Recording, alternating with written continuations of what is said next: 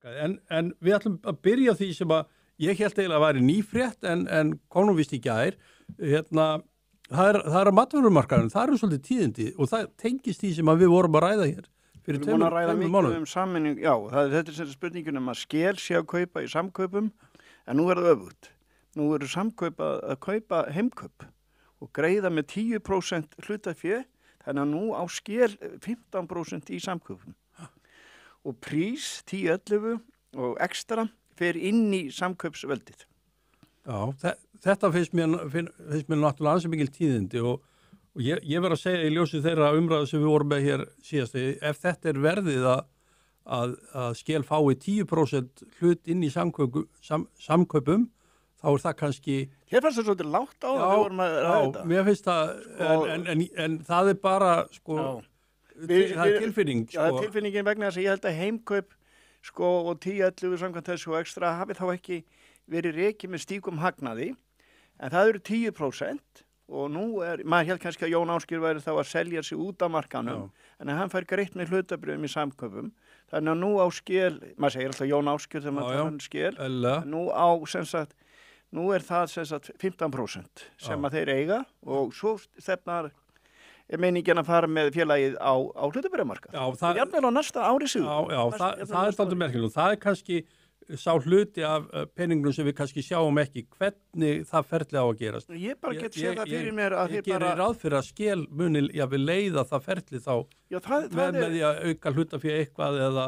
Já, eða það verður bara nýtt hlutafjárútboð og þá bara almenningur, þetta er í eigu kaupfélagsins, kaupfélags Suðurnesja og það er jafnvel verið þá að hleypa almenningi inn í þetta, hagar og festir og hlutabrifamarkaði.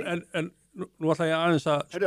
Orkan er ekki í þessu, þannig að þetta verður ekki sambærilegt félag eins og hagar og festi vegna þess að skel verður áfram með orkuna eða það sé bensínsöluna. Það sem leitar strax á mig er þetta félag sem við verðum að búa til, það hefur enga rekstrasögu per se.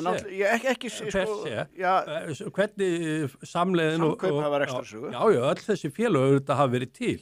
Ég er að segja, því sameila, ef það fer í skráningu, þá verður að selja einhverja framtíðarsýn fyrir það félag. Framtíðatekjur þess félags. Þannig að ég velti, menn, fyrir almenna hluthafa, það er talsveit áhætta að fara inn í félagið bara út á þá rekstra væntinga sem liggja fyrir ef það er ekki komin í rekstrasaga. Nei, en það er auðvitað rekstrasaga er til hjá samkaupum og það er náttúrulega Netto og Æsland og kjörbúðurnar. Það er alveg klárt mála. Þeir segja í fréttatilkynningunni sjálfur að þeir eru mjög bjartsýnir á að það sé mikil samlegð þarna. Og ég held að þetta sé leiðin núna. Nú, við höfum verið að tala var þetta leið prís inn á markaðinn, að þetta væri svona, að prís væri kanarífugl. Ég held að við höfum eftir að sjá núna sem að felst í því að það fer inn í námurnar og kom út aftur og gasðarn inni og eitthvað svo leiðis. En til þess að skanna markaðinn. Þannig að ég sé að fullt af prísverslunum opna næsta ári. Já, svo hratt. Já, ég held að þeir séu búin að... Það þarf að leggja félaginu örgulega til hlutafé áður en það kemur til skráningar. Já, það er náttúrulega ef að þeir eru að selja hluti og auka við hlutafé, því gegnum hlutafjárútboð, þá kemur auðvitað fé þar. Ef þeir eru skráðir inn á Nasdaq, hugsanlega að fara þeir inn á First North, þá eru þetta að koma menn fara þangað til þess að ná sér í hlutafé. Nú skel mjög sterkt félag og það er ekkit ólíklegt að sem 15% eigandi að þá láti þeir til sín taka.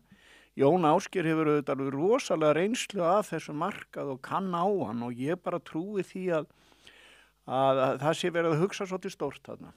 Já, það er reynsla til í öllu þessum félögum sem eru þarna. Nefndi ekki reynslu Jóns Ásgeirs Jóhannessonar. Já, við þekkjum hana og þeir sem eru kring og það er náttúrulega líka komin heimkaup er náttúrulega búið að vera til lengi, það hefur gengið brösulega að ná upp afkomunni þar. Verulegt tapar sér 600 milljónir síðast árið eða hvað það var. Þannig að það er business modeli sem var að bak við heimkaup sem slíkt hefur ekki fungerað.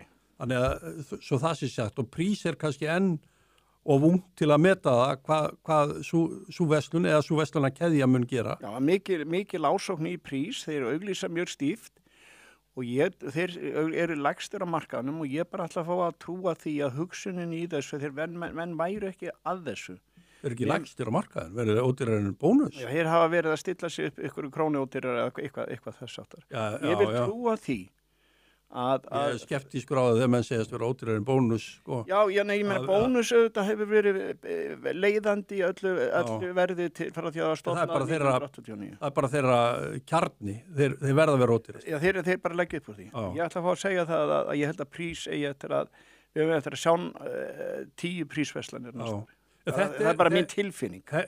Þetta eru spennandi tíðindi. Já, mjög spennandi. Og áhugavert að fá þetta félag inn í skráningu þó ég sé að tuða þetta í hvaða tímar það gerist. Já, ég bara sé það fyrir mér, það sé búið að hugsa þetta út, þetta að þeir tilkynntu það náttúrulega fyrra árun að þeir væri í þessum samræðum og svo var þeim slitið núna í október síðastlinnum, við höfum orðað því líka og síðan eru menn allt innu dengja menn þessu bara á borðið, þetta er bara niðurstaðan og ég held að við séum að sjá auðvitað eins og við höfum búin að tala þriðja stærsta matvöru risan auðvitað á Íslandi, auðvitað hafa samkaup verið það hingað til, en ég tel að þarna sé að koma mjög verðug samkeppni við krónuna og bónus og auk þess sagði hann Gunnar Egill að forstjóri samkaupa, hann hefur sagt það líka og það hefur komið fram í ASÍ-könnunni að netto er búið að lækka mjög verulega verðið á þessu ári og endurskipuleggja sig.